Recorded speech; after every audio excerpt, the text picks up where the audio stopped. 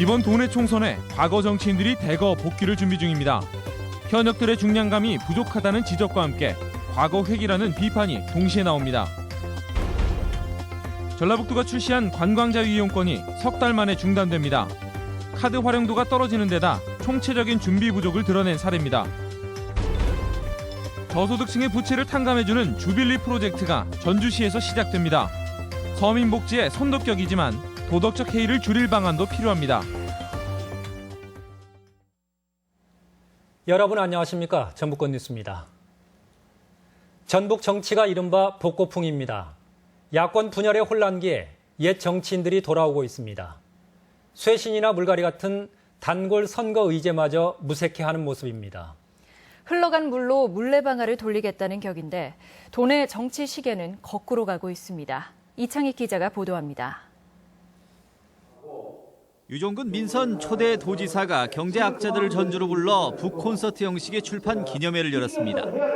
꽉 막힌 경제의 돌파구를 마련하자는 취지라지만 총선 출마를 염두에 둔 사전 포석임을 모르는 사람은 없습니다. 우리나라 정치는 자관 여당이고 야당이고 다 변해야 합니다. 진정으로 국민을 섬기기 위해서 내가 어떻게 해야 되는지. 유 지사가 출마할 경우 전북지사를 끝마친 2002년 이후 14년 만에 정치 무대 복귀입니다. 전주에서 내리 4선을 지낸 장영달 전 의원은 8년 만에 고향인 남원으로 들어와 국회 진출을 노립니다.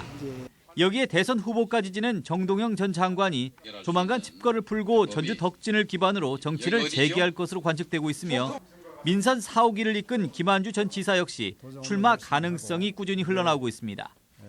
이들의 복귀는 그간 도내 국회의원들이 중앙 정치 무대에서 이렇다 할 정치력을 보여주지 못했기 때문입니다.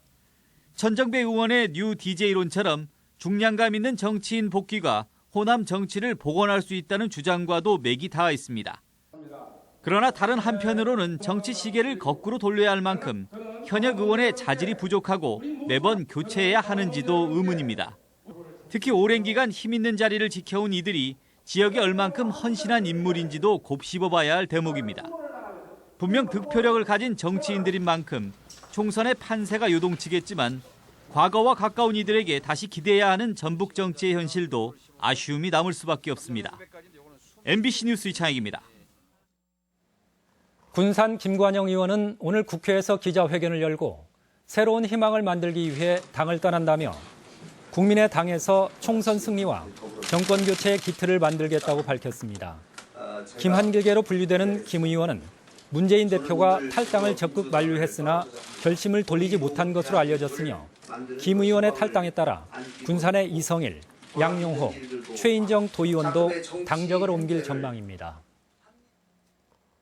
총선이 석 달 앞으로 다가왔지만 선거구가 획정되지 않자 예비 후보인 조형철 전 도의원은 여야의 조속한 선거구 획정을 촉구하는 1인 시위를 벌이는 한편 불공정 사례를 초래한 선관위를 상대로 법적 대응도 검토하고 있다고 밝혔습니다.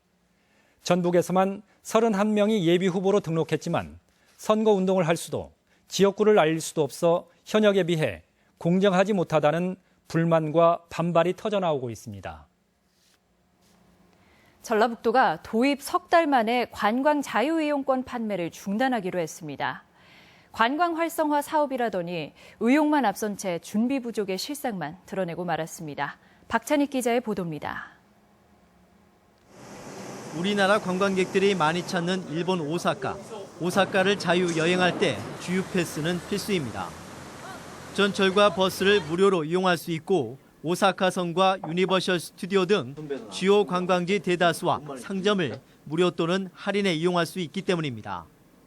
오사카의 주유 패스를 벤치마킹해 전라북도가 지난해 10월 말에 선보인 전북 관광 자유 이용권.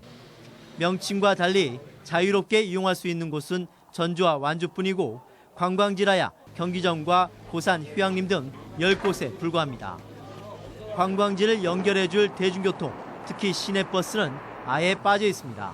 시내버스와 연계하기 위해서는 그 관련 시스템이 필요했고 그 시스템을 개발하는데 한 2, 3개월 정도 소요가 되기 때문에 더구나 관광 자유 이용권은 이달 말로 판매도 이용도 모두 중단됩니다.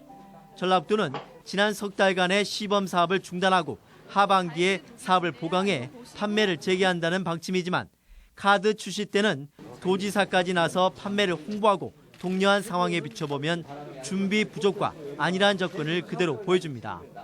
특히 대중교통은 요금 정산 시스템 구축 등 시내외 버스 사업자와 협의가 난관에 부딪힌 데다 올해 예산조차 전혀 없어 본 사업이 재개돼도 활용도를 높일 수 있을지 의문입니다.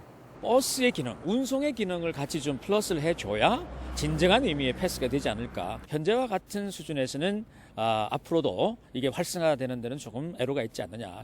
전라도의 역점 사업인 토탈관광.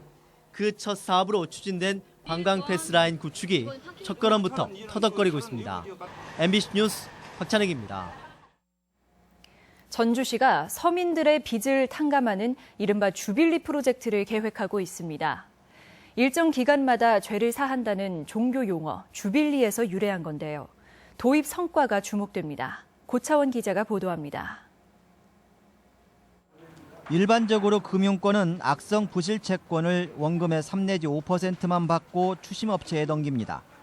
추심업체는 채무자를 찾아내 채무 상환을 요구하고 이렇다 보니 빚을 못 갚은 채무자들은 신용불량자로 낙인 찍힌 채 정상적인 사회생활도 힘들어집니다.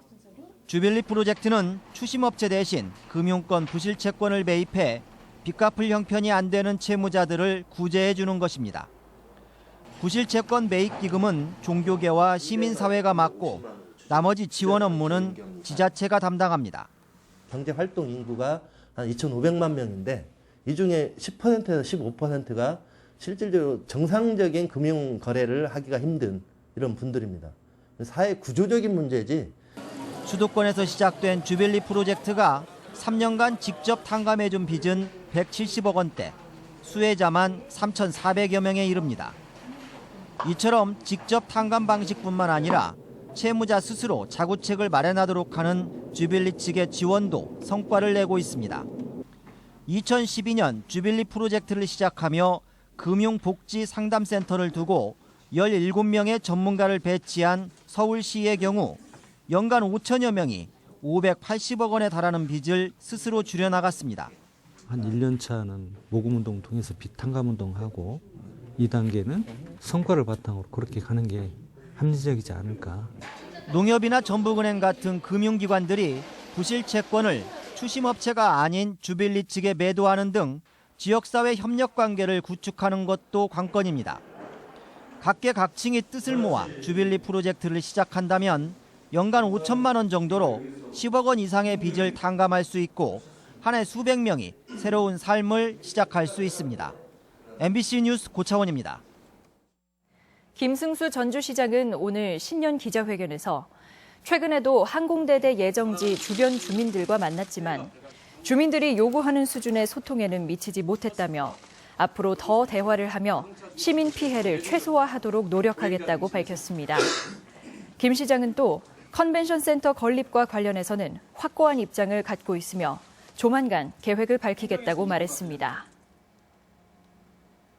축산의 골칫거리인 환경오염에 동물복지가 해법으로 제시되고 있습니다. 사육 환경만 개선해도 오염원을 줄일 수 있다는데 관건은 역시 경제성, 돈입니다. 유룡 기자의 보도입니다. 돼지 한 마리당 1평방미터의 공간이 주어진 동물복지 농장. 0.8제곱미터인 일반 농장보다 훨씬 쾌적한 환경 속에서 돼지들이 성장하고 있습니다. 특히 분뇨에서 나오는 악취 인자가 대폭 줄었습니다. 일하는 작업자분들께서도 그쪽 안에 냄새가 많이 저감되었고 그리고 눈도 많이 덜 따가웠다고.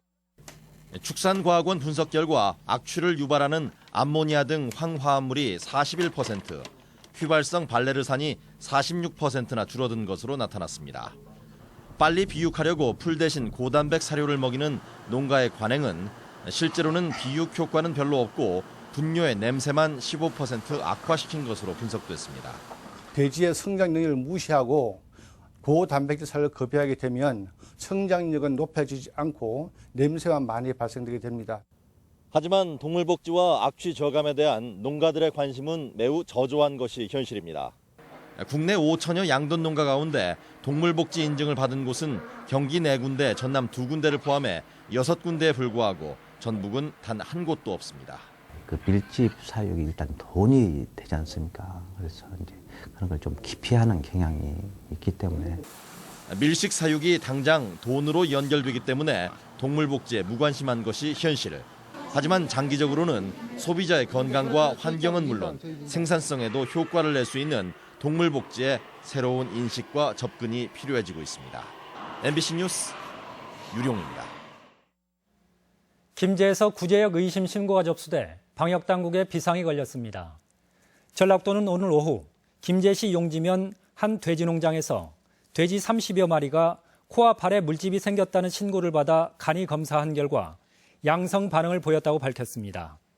이에 따라 이 농장의 출입을 통제하는 한편 시료를 채취해 농림축산검역본부에 정밀검사를 의뢰했습니다. 교육부는 전북교육청의 경우 지방채 추가 발행 435억 원과 정부의 목적 예비비 170억 원을 포함해 900억 원가량의 예산 여력이 있다며 추가 경정 예산 편성 계획을 내일까지 제출하도록 했습니다. 이에 대해 도교육청은 추경 예산 발행 계획은 없다고 밝히고 있어 논란이 이어질 전망입니다.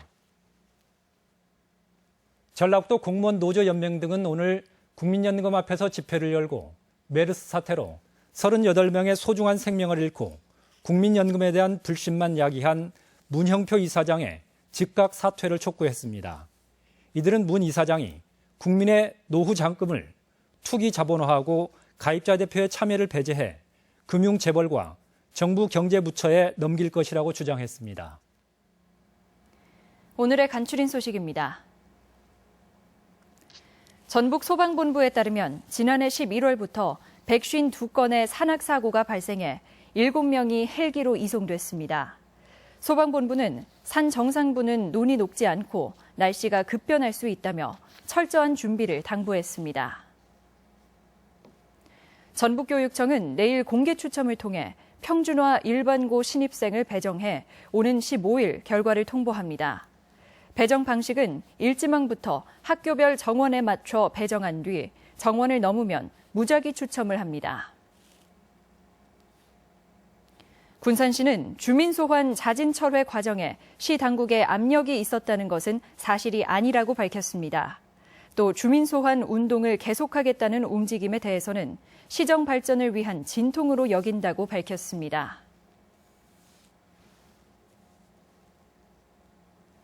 전라북도는 청사 서편 벽천 분수를 철거하고 차량 70대 규모의 주차장을 11월까지 완공할 예정입니다.